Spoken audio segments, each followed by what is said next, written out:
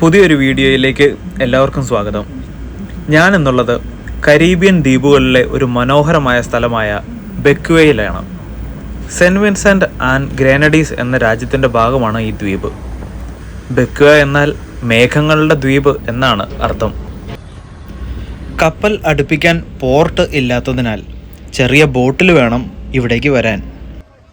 സ്വർണ്ണ നിറമുള്ള മണലും ക്രിസ്റ്റൽ ക്ലിയർ ആയിട്ടുള്ള വെള്ളവുമുള്ള ഈ ദ്വീപിലെ ബീച്ചുകൾ വളരെ മനോഹരമാണ്.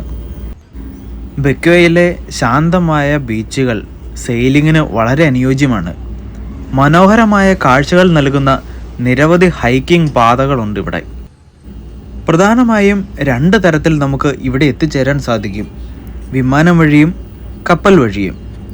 ബെക്വയിലെ JF മിച്ചൽ എയർപോർട്ടിലേക്ക് സെൻറ്റ് വിൻസെൻറ്റിൽ നിന്നും വിമാനങ്ങൾ ലഭ്യമാണ്. അതുപോലെ തന്നെ സെൻറ്റ് വിൻസെൻറ്റിൽ നിന്നും കപ്പൽ സർവീസുകളും ഉണ്ട് ഇവിടേക്ക്.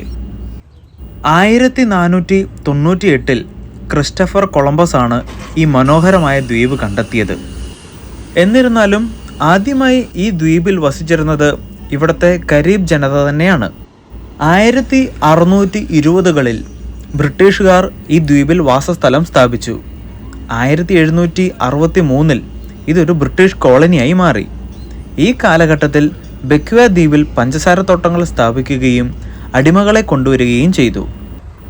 പിന്നീട് 1979 സെൻറ്റ് വിൻസെൻ്റ് ആൻഡ് ഗ്രനഡീസ് എന്ന രാജ്യത്തിൻ്റെ ഭാഗമായി ബെക്വ ദ്വീപ് സ്വാതന്ത്ര്യം നേടി.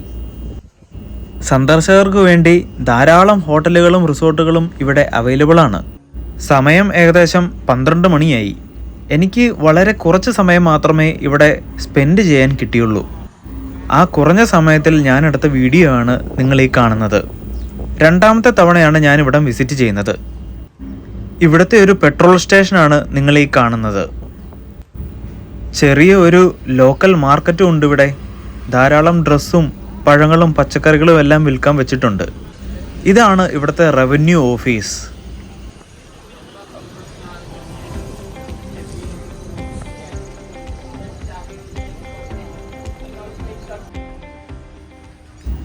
സ്വസ്ഥവും സമാധാനവുമായി നമ്മുടെ അവധിക്കാലം സ്പെൻഡ് ചെയ്യാൻ പറ്റിയൊരു സ്ഥലമാണ് കരീബിയൻ ഐലൻഡിലെ ബെക്വ ദ്വീപ്.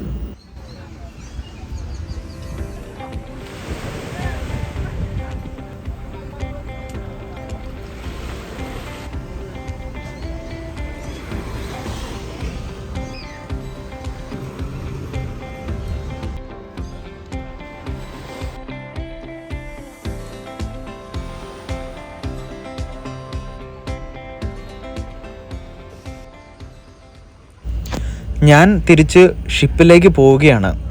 ഈ കാണുന്ന ബോട്ടിൽ വേണം ഷിപ്പിലേക്ക് പോകുവാൻ.